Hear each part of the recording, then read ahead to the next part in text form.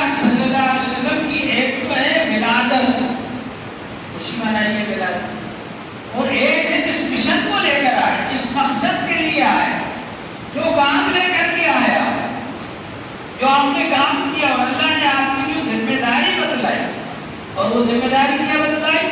لقد من اللہ علی المؤمنین اذ بعث فیہم رسولا من انفسہم، یقیناً اللہ تعالیٰ نے ایمان والوں پر بڑا احسان فرمایا، بہت سارے احسان فرمایا اللہ تعالیٰ۔ وَإِن تَعُدُّوا نِعْمَتَ اللَّهِ لَا تُحْصُوهَا، اگر شمار بھی کرنا چاہو تو شمار نہیں کر سکتے۔ زندگی اللہ تعالیٰ نے دی، کھانے کو دیا، پینے کو دیا، یہ ہوا بنائی، یہ زمین بنائی، یہ آسمان بنایا، کھیتی اللہ تعالیٰ اناج پیدا فرماتے ہیں، غلہ پیدا فرماتے ہیں، سبزیاں پیدا فرماتے ہیں، چوپائے بنائے گوشت کھانے کے، یہ سب اللہ کا انعام ہے۔ مگر ان سب سے زیادہ بڑا انعام اللہ کا جو ہے، جس کو احسان کہہ کر بتلایا، لقد من اللہ علی المؤمنین، یقیناً اللہ تعالیٰ نے ایمان والوں پر بڑا احسان فرمایا۔ کیا احسان فرمایا؟ اذ بعث فیہم رسولا من انفسہم، کہ انہی میں سے ایک رسول بھیجا اللہ تعالیٰ نے۔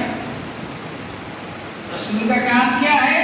یتلو علیہم آیاتہ، جو اللہ کی آیتیں تلاوت کر کے سنا دے، اور ویزکیہم، گناہوں سے پاک کرتے ہیں، ویعلمہم الکتاب والحکمہ، اور کتاب اور حکمت کی تعلیم دیتے ہیں، وَإِن كَانُوا مِن قَبْلُ لَفِي ضَلَالٍ مُبِينٍ، حالانکہ اس سے پہلے یہ لوگ بڑی گمراہی میں مبتلا تھے۔ حضرت ابراہیم علیہ السلام کے ایک بیٹے کا نام اسماعیل علیہ السلام، ایک بیٹے کا نام اسحاق علیہ السلام، اسحاق علیہ السلام کے بیٹے کا نام یعقوب علیہ السلام، یعقوب علیہ السلام کا اصل نام ہے اسرائیل، اور اس کی اولاد کو کہا جاتا ہے بنو اسرائیل، اور بنو اسرائیل میں ہزاروں انبیاء علیہ السلام آئے، اور بنی اسماعیل میں اسماعیل علیہ السلام کے بعد سے لے کر حضور صلی اللہ علیہ وآلہ وسلم تک کوئی نبی نہیں آیا، ان کے پاس کوئی نذیر نہیں آئے، کوئی نبی نہیں آئے، گمراہی میں تھے وہ لوگ۔ ایسے حالات کے اندر اللہ جل شانہ نے حضور پاک صلی اللہ علیہ وآلہ وسلم کو بھیجا، جبکہ عرب کے اندر لوگ لکھنا پڑھنا نہیں جانتے۔ ہمارے یہاں کے کسی جاہل سے کہہ دو، جاہل تو آستی چڑھا لے گا، اس سے جاہل کہتے ہو، جاہل لکھ رہا ہو نا تم، اتنا ہی جاہل آدمی ہو بیچارہ ان پڑھ ہو، اس سے اگر جاہل کہہ دو آستی چڑھا لے گا۔ لیکن عرب کے لوگ اپنی جہالت پر فخر کرتے ہیں۔ ایک شاعر کہتا ہے الا لا یجہلن احد علینا، خبردار ہم سے بڑا جاہل دنیا میں کوئی نہیں ہو سکتا۔ اگر تم جہالت میں آگے بڑھنا چاہو کہ ہم سے الا لا یجہلن احد علینا فنجہل فوق جہل الجاہلین، اگر ہم سے کوئی جہالت میں آگے بڑھنا چاہے گا ہم اس سے بھی بڑی جہالت کریں۔ تو وہ لوگ جہالت پر فخر کرتے ہیں۔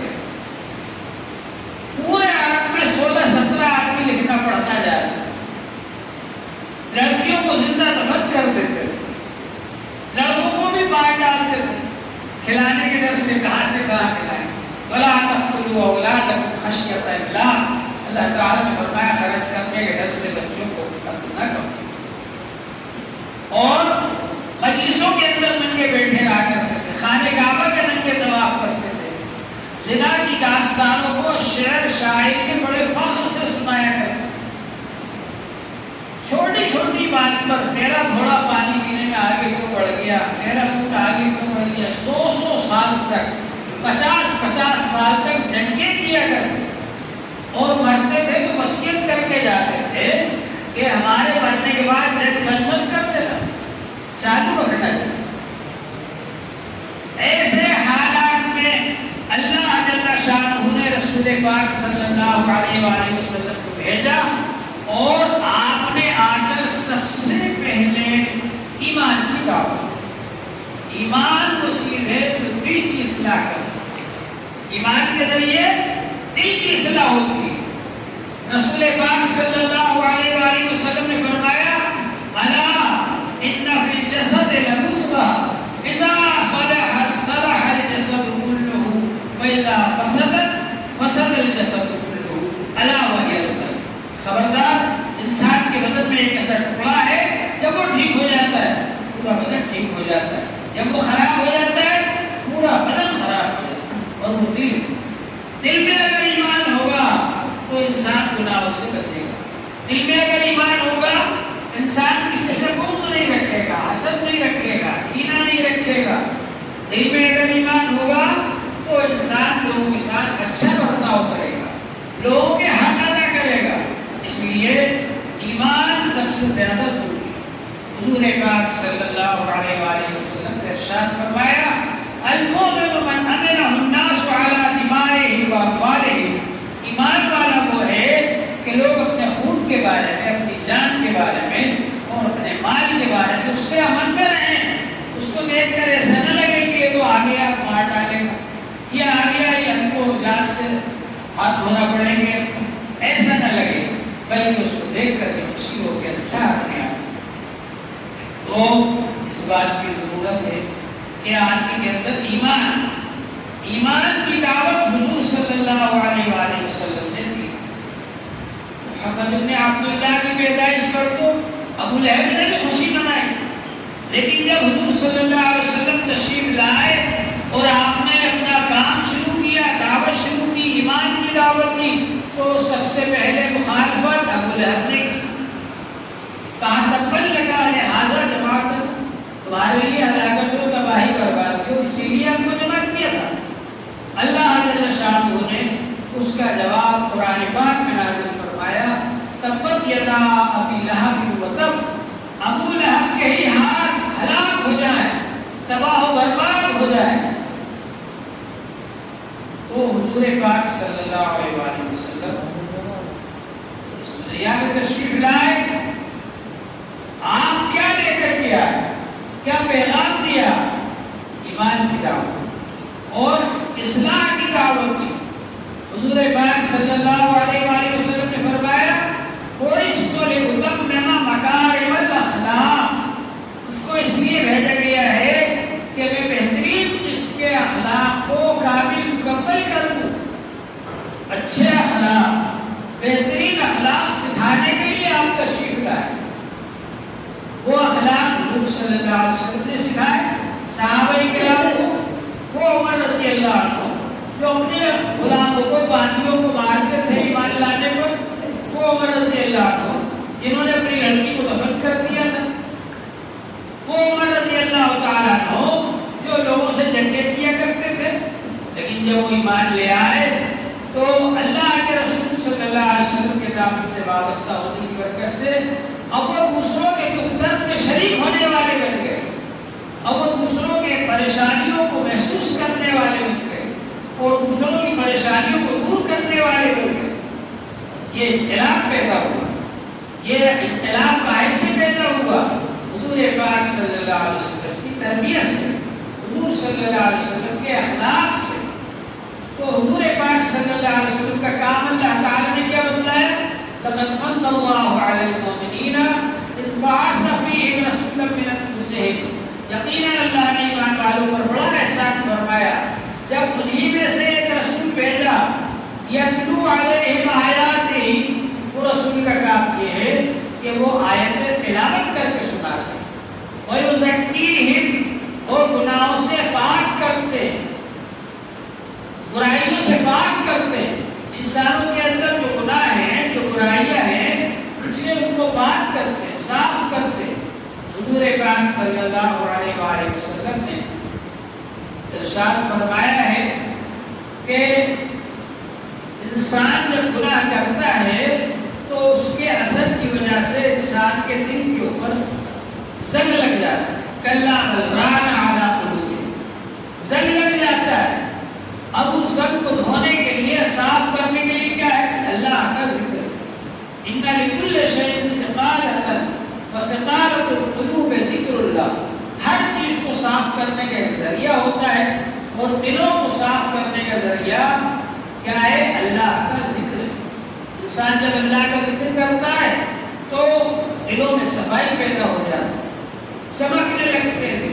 جس طرح سے قلم کی جاتی ہے برتن پر، اس کا زنگ مار کر صاف کر کے جب قلم کی جاتی ہے تو چمکنے لگتا ہے، اسی طرح سے انسان کا دل جب برابر آپ ذکر کرتے رہیں، ذکر کرتے کرتے پاک صاف ہو جاتا ہے، تو پھر اس میں اللہ کا نور آنے لگتا ہے، اللہ تبارک و تعالیٰ کی تجلیات ظاہر ہونے لگتی ہے۔ تو اللہ تبارک و تعالیٰ نے حضور صلی اللہ علیہ وسلم کا ایک کام یہ بتلایا، کوئی ذکی، آپ تزکیہ کرتے ہیں۔ تزکیہ میں دو چیزیں ہیں، ایک تو ہے تخلیہ، تخلیہ کے معنی ہے گناہوں کو چھڑوانا، گناہوں سے پاک کروانا، اور ایک ہے تحلیہ، تحلیہ کے معنی ہے آراستہ پیراستہ کرنا، زینت والا بنانا، مزین کرنا۔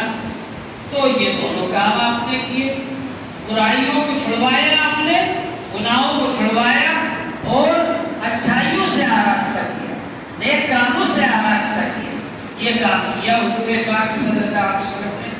اور اس کا نتیجہ یہ ہوا کہ وہی عرب لوگ جو پہلے ایک دوسرے کے خون کے پیاسے رہا کرتے تھے، وہ دوسروں کے لیے جانثاری کرنے والے بن گئے۔ ایک جنگ کے موقع پر ایک صاحب اپنے رشتہ دار کو پانی پلانے کے لیے مشق لے کر آئے، مشکیزہ لے کر آئے کہ بھائی وہ میدان جنگ میں تڑپ رہے ہیں، آخری حالت میں شہید ہونے والے، چلو پانی پلا دو۔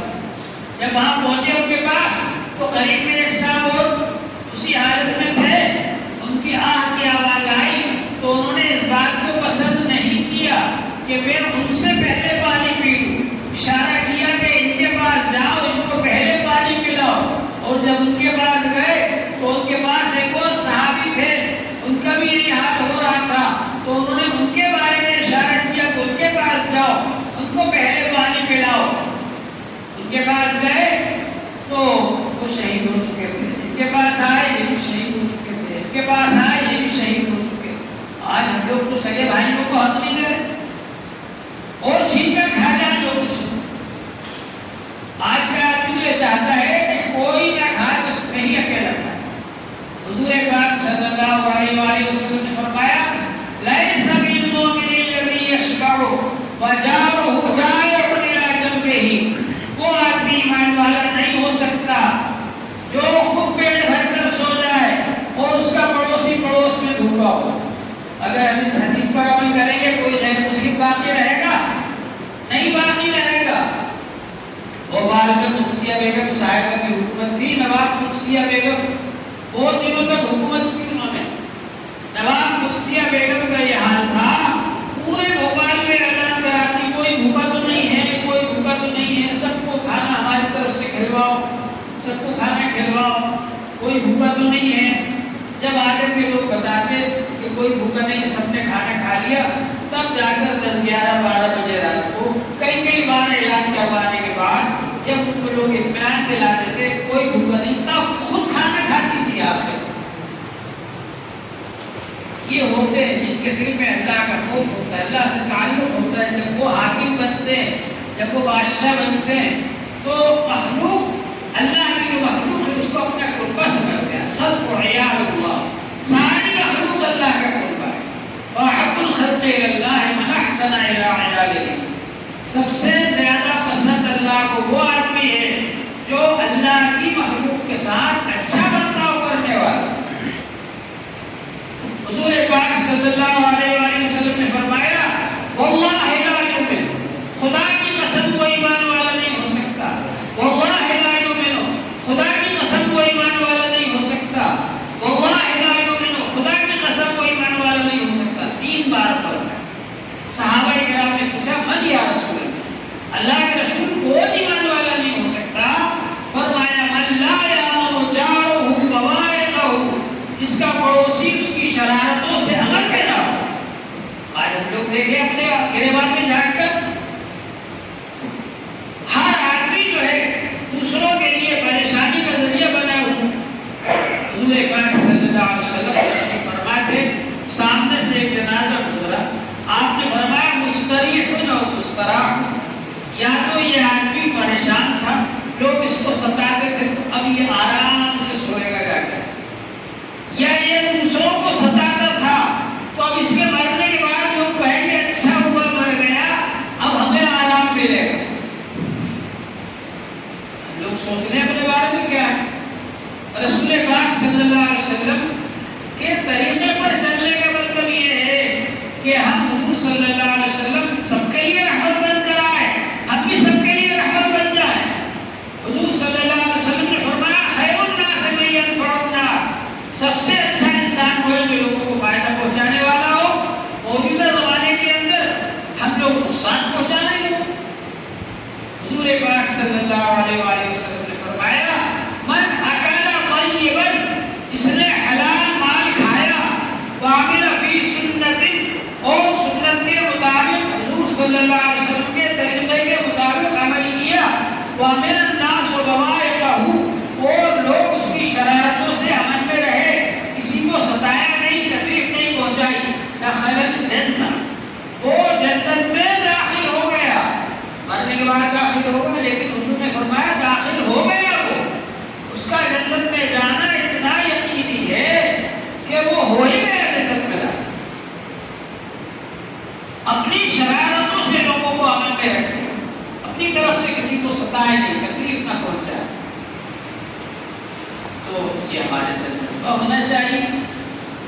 صحابہ کرام نے حضور صلی اللہ علیہ وسلم سے تربیت حاصل کی۔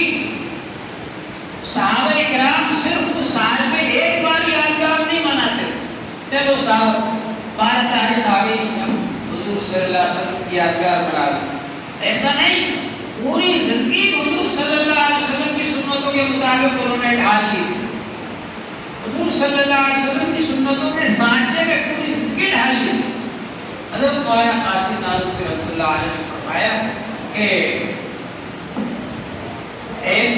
ایک آدمی درزی کے پاس جائے اور اس کو اپنے کرتے کا نام دے، کرتا دیکھ کے ایسا کرتا آپ بنا دیں، تو ظاہر ہے کہ جب وہ درزی ویسا ہی کرتا بنائے گا جیسا کرتا اس کو کیا گیا ہے، تب تو وہ سلوانے والا اس کو پسند کرے گا، قبول کرے گا، اور اگر اس کے خلاف سیدھے گا وہ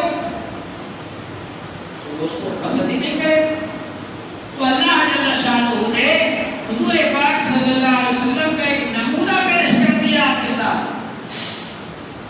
لقد كان لكم في رسول الله اسوة حسنة، رسول پاک صلی اللہ علیہ وسلم کی زندگی میں آپ کے لیے بہترین نمونہ ہے۔ حضور صلی اللہ علیہ وسلم کو آپ آئیڈیل بنائیے، حضور صلی اللہ علیہ وسلم کے طریقے کے مطابق اپنی زندگی بنائیے، تو اللہ تعالیٰ کی آپ زندگی محبوب ہو جائے گی، پسندیدہ ہو جائے گی، اللہ تعالیٰ آپ سے بھی محبت کرنے لگے گی۔ اس کے بجائے ہم دوسروں کے طریقے پر زندگی گزار رہے ہیں، فیشنوں پر بڑھے جا رہے ہیں، رسم و رواج پر بڑھے جا رہے ہیں، دوسروں کے طریقے کے مطابق زندگی گزار رہے ہیں، تو کیسے اللہ تعالیٰ کے یہاں قبول ہو؟ تو حضور پاک صلی اللہ علیہ وسلم صحابہ کرام کی تربیت کر کے، تعلیم دے کر، اور صحابہ کرام کو چھوڑ کر کے گئے یہاں پر۔ ہمارا دین نظریاتی دین نہیں کہ ریفارمر آیا، اس نے آیا اور اس نے ایک فارمولا دیا، ایک نسخہ دیا کہ بھئی اس طریقے سے اصلاح ہو جائے گا۔ حضور صلی اللہ علیہ وسلم نے عمل کر کے بتلایا ہے، پریکٹیکل ہے، یہ عمل کر کے بتلایا ہے، اور سوالات صحابہ کرام اس کے مطابق عمل کر کے کامیاب ہوئے، اور ہر صحابی حضور صلی اللہ علیہ وسلم کی یادگار ایک ایک سنت کو اپنی زندگی میں سجا رکھا تھا، ایک ایک سنت کے مطابق عمل کرتے تھے، کوئی سنت چھوڑتے نہیں تھے۔ اس وقت کون سا کام کرتا ہے، پیدائش کے وقت کی کیا سنتیں ہیں، بچپن کی کیا سنتیں ہیں، جوانی کی کیا سنتیں ہیں، بڑھاپے کی کیا سنتیں ہیں، تجارت کی کیا سنتیں ہیں، معاملات کی کیا سنتیں ہیں، معاشرت کی کیا سنتیں ہیں، ایک ایک چیز کو سمجھتے تھے، اس کے مطابق عمل کرتے تھے۔ لہذا جہاں بھی چاہتے تھے لوگ دیکھ کر کہتے تھے حضور صلی اللہ علیہ وسلم کے غلام، حضور صلی اللہ علیہ وسلم کے نمائندے، حضور صلی اللہ علیہ وسلم ایسے تھے، ان کو دیکھ کر حضور کی یاد آ جائے۔ صحابہ کرام کہتے ہیں عبداللہ بن مسعود رضی اللہ عنہ کان اشبہ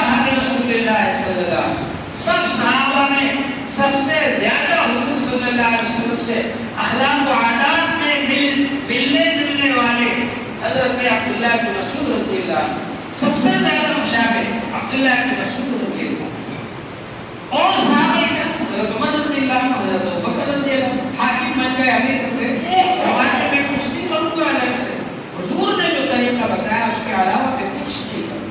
یہ خطبہ حضرت ابوبکر رضی اللہ عنہ نے دے دیا امیر بننے کے بعد، یہ خطبہ حضرت عمر رضی اللہ عنہ نے دیا امیر بننے کے بعد، کہ رسول پاک صلی اللہ علیہ وسلم جو طریقہ ہم بتا کر گئے اسی طریقے پر ہم عمل کریں، یہاں اللہ نے کامیاب کر دیا۔ ضرورت اس بات کی ہے تو اللہ تعالیٰ سے تعلق جوڑنے کے لیے ایک تو یہ کہ اللہ کا ذکر کریں، اور اللہ تعالیٰ سے تعلق جوڑنے کے لیے بہت آسان طریقہ ہے کہ سنتوں کے مطابق عمل کریں۔ اللہ خدا سے محبت کرنے کا اتنا آسان طریقہ ہے۔ حضرت موسیٰ علیہ السلام کا جب مقابلہ ہوا جادوگروں سے تو بہت سارے جادوگر، 10,000 جادوگر فرعون نے بلوائے، اور ان لوگوں نے اپنی ایک ایک لاٹھی اور ایک ایک رسی پھینکی۔ اب اگر ایک جادوگر نے بھی 2 چیزیں پھینکی، ایک لاٹھی ایک رسی، 10,000 کے 20,000 سانپ لگے، اور اگر کوئی سانپ ادھر کو جا رہا ہو ہمیں دکھ جائے ادھر جاتے ہیں ادھر نہیں آ رہا، تب بھی ہماری حالت خراب ہو جائے۔ تو موسیٰ علیہ السلام کی طرف جب وہ 20,000 سانپ آئے ہوں گے ان کا کیا حال بنا ہوگا؟ لیکن وہ تو اللہ کے نبی تھے، بھاگے نہیں میدان چھوڑ کر، خوف تو محسوس ہوا، تو اللہ تعالیٰ نے کہا آپ کو خوف کرنے کی ضرورت نہیں، آپ نہ ڈریے، آپ بھی اپنی لاٹھی پھینک دی۔ حضرت موسیٰ علیہ السلام نے جب اپنی لاٹھی پھینکی تو وہ بھی اژدھا بن گیا، اور اتنا بڑا اژدھا بن گیا کہ ان سب کو نگل گیا۔ اب 5 لوگ تو یہ کہتے ہیں کہ وہ سب سانپوں کو نگل گئے، لیکن علماء فرماتے ہیں کہ ان سب کو نہیں نگلا، بلکہ اس جادو کو نگل گئے جو جادو لوگوں نے کیا تھا۔ اس کا نتیجہ یہ ہوا کہ جب جادو کو وہ اژدھا نگل گیا، جو موسیٰ علیہ السلام کی لاٹھی تھی، تو وہاں پر میدان میں لاٹھی اور رسی کا ڈھیر نظر آ گیا، اور لاٹھی اور رسی کوئی ہم نہیں سکتی۔ وہ جو نظر بندی انہوں نے کی تھی جادوگروں نے، جو جادو کیا تھا، اس کو موسیٰ علیہ السلام کے معجزے نے نگل لیا۔ اب جادوگر سمجھ گئے، جو جس لائن کا آدمی ہوتا ہے فوراً سمجھ جاتا ہے کہ یار اس کا مقابلہ تو نہیں کر سکتے، تو جادوگر سمجھ گئے کہ یہ جادو نہیں ہے ان کے پاس، یہ تو اللہ کا معجزہ ہے۔ تو جادوگر لوگ سجدے میں گر گئے اور کہا آمنا برب العالمین، موسیٰ و ہارون، موسیٰ اور ہارون کے رب پر ہم بھی ایمان لے آئے۔ فرعون نے کہا ہاں تم لوگ آپس میں ساز باز کر کے آئے تھے، یہ بھی تمہارے گرو ہیں اصل میں، کہ تم پہلے جاؤ پھر بعد میں فرعون ہمیں بلائے گا، پھر ہم سب کے سامنے آ کے سرنڈر ہو جائیں گے تاکہ پوری قوم جو ہے وہ تمہارے سامنے ہو جائے۔ لوگوں نے یہ اندر سے ساز باز کی، فرعون نے کہا، لیکن وہ ایسی بات نہیں تھی، بلکہ جادوگر سمجھ گئے تھے کہ ہم بے بس ہیں، اس سے آگے ہم کچھ نہیں کر سکتے۔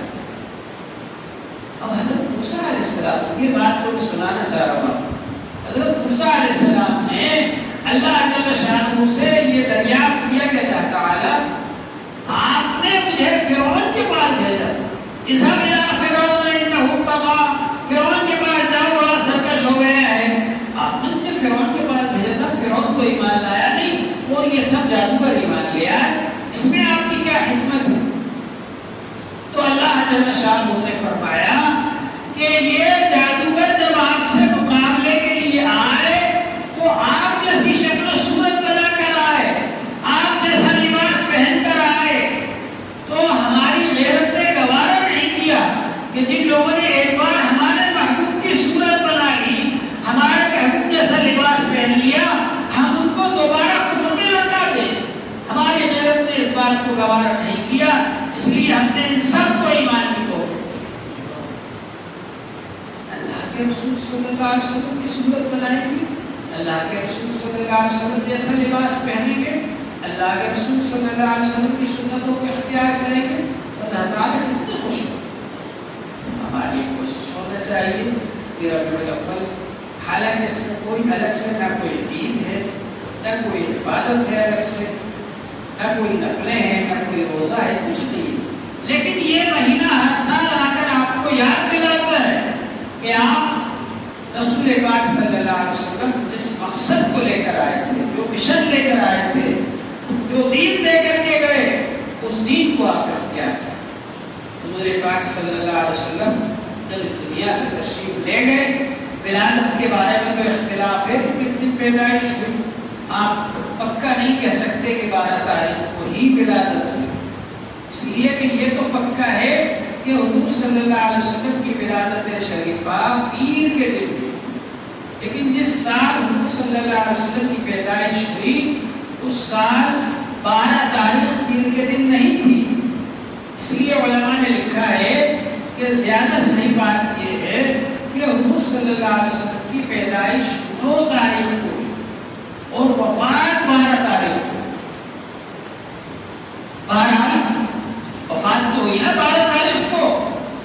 حضور صلی اللہ علیہ وسلم کا جب انتقال ہو گیا، وفات ہو گئی، تو ہم لوگ انداز نہیں کر سکتے. صحابہ کرام کو کتنی محبت تھی کہ آپ کے ایک اشارے پر قربان ہونے کے لیے تیار ہو جاتے. جب وہ میں چلے جاتے، نئی نئی شادی ہوئی، آئے نماز پڑھتے، اعلان ہوئے جہاد کو جاؤ، گھر بھی نہیں گئے، وہیں سے جہاد بھی نہیں چلے. ایک صحابی شادی کرنے کے لیے سامان خریدنے گئے بازار میں اور اعلان ہوا ہے جہاد کا. بازار میں اعلان ہو رہا ہے کہ حضور صلی اللہ علیہ وسلم نے فرمایا ہے کہ چلو جہاد میں. حضور کے پاس جمع ہو جاؤ، سب ہتھیار لے کر. وہیں سے شادی کا سامان خریدنے کے بجائے جہاد کا سامان خریدا، وہیں سے آگے جہاد کے لیے. ایسے حضرات ہم لوگ تو بہانے بنا کر کے نماز چھوڑ دیتے ہیں، بہانے بنا کر روزے چھوڑ دیتے ہیں. بہرحال کتنی محبت تھی رسول پاک صلی اللہ علیہ وسلم.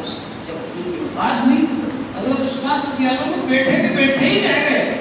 حضرت عمر رضی اللہ عنہ گزرے، سلام کیا، بندی نہیں سکتے. انہوں نے جا کر ابوبکر رضی اللہ عنہ سے شکایت کی کہ میں نے عثمان کو سلام کیا، جواب نہیں دیا. تو دونوں آئے، ان سے پوچھا کہ عمر رضی اللہ عنہ نے آپ سے سلام کیا، ہم نے جواب ہی نہیں دیا. کہا مجھے تو پتہ نہیں چلا کب سلام کیا. کہا کہ عمر رضی اللہ عنہ میں آیا تھا، سلام کیا میں نے، آپ نے جواب نہیں دیا. کہا کہ حضور کی وفات کے بعد اتنا مجھے غم ہے کہ مجھے سمجھ میں نہیں آیا، پتہ نہیں چلا آپ کب گزرے اور کب سلام. حضرت عمر رضی اللہ عنہ بے خود ہو گئے، بے خودی کے عالم میں تلوار نکال کر لے آئے. جو کہے گا کہ رسول پاک صلی اللہ علیہ وسلم کی وفات ہو گئی، اس کا سب قلم کر دوں گا. اس کی ہمت ہے کہ حضرت عمر کے سامنے آئے میدان. حضرت ابوبکر رضی اللہ عنہ آئے، صحابہ کرام کو جمع کیا. عمر رضی اللہ عنہ سے کہا تلوار رکھ دو، بیٹھ جاؤ.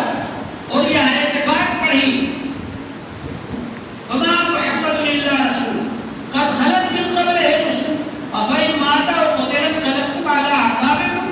محمد صلی اللہ علیہ وسلم رسول ہی تو ہیں، اگر وہ شہید ہو جائیں یا وفات پا جائیں کیا تم لوگ ایڑیوں کے بل پلٹ جاؤ گے دین سے؟ یہ آیت پاک غزوہ احد میں نازل ہوئی جب منافقوں نے خبر مشہور کر دی تھی کہ حضور صلی اللہ علیہ وسلم شہید کر دیے گئے. کافروں نے خبر مشہور کر دی، اس وقت یہ آیت پاک نازل ہوئی تھی. حضرت ابوبکر رضی اللہ عنہ جب یہ آیت پاک پڑھی، عمر رضی اللہ عنہ کو مجھے ایسا لگا کہ آیت پاک آج ہی نازل ہوئی. اور پھر حضرت ابوبکر رضی اللہ عنہ کو خطبہ دیا اور اس میں فرمایا من کان یعبد محمدا فإن محمدا قد مات. جو شخص محمد صلی اللہ علیہ وسلم کی عبادت کرتا ہو وہ جان لے کہ ان کی وفات ہو گئی.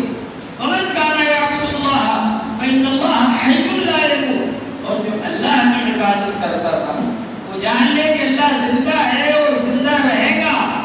اور اللہ کے رسول صلی اللہ علیہ وسلم ہمارا تعلق اللہ سے جوڑ کر گئے اور حضور پاک صلی اللہ علیہ وسلم ہم کو ایک زندہ دین دے کر کے گئے.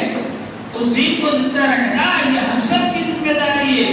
ابوبکر رضی اللہ عنہ نے اعلان کیا ایبقى الدین وانا حی. کیا یہ ہو سکتا ہے کہ میرے زندہ رہتے ہوئے دین میں ذرا سی بھی کمی آ جائے؟ یہ جذبہ ہمارے اندر ہونا چاہیے کہ ہمارے زندہ رہتے ہوئے دین میں کمی نہ آ جائے. سنتیں ہماری زندگی میں زندہ ہو، ہمارے گھر میں زندہ ہو، ہمارے سماج میں، ہمارے معاشرے میں، ہماری برادری میں، ہر